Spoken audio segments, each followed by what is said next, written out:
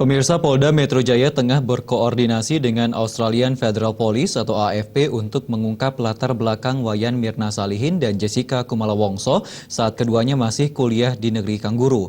Hal tersebut dilakukan agar penyidik mendapatkan alat bukti tambahan untuk mengungkap kasus kematian Mirna.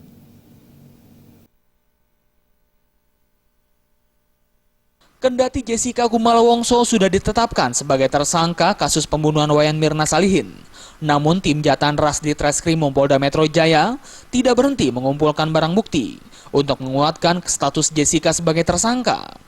Salah satu bukti yang dikumpulkan oleh tim di Treskrimum Polda Metro Jaya dengan berkoordinasi dengan Australian Federal Police atau AFP untuk mengungkap latar belakang Wayan Mirna Salihin dan Jessica Kumala Wongso saat keduanya masih kuliah di negeri Kangguru tersebut.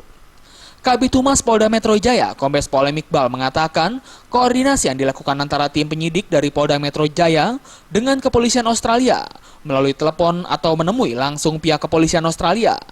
Bahkan menurut Iqbal, tim penyidik telah menerima fakta penting terkait kasus ini dari kepolisian Australia.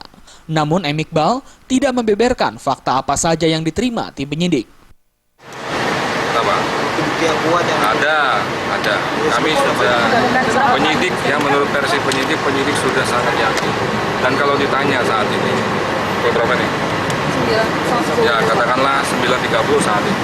Penyidik sudah mengalami kemajuan yang besar, ya dari detik per detik sampai 9.30 untuk memperkuat alat bukti.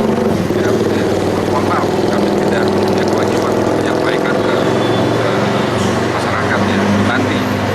Jika nanti masyarakat jangan sampai nanti tergiring opini, nanti ya, kita akan sampaikan ke kejaksaan dan jaksa juga pasti tidak akan sampaikan karena itu akan tidak menguntungkan bagi kepolisian dan kejaksaan yang nanti akan tentunya berperan intelektual dengan pihak-pihak tetangga.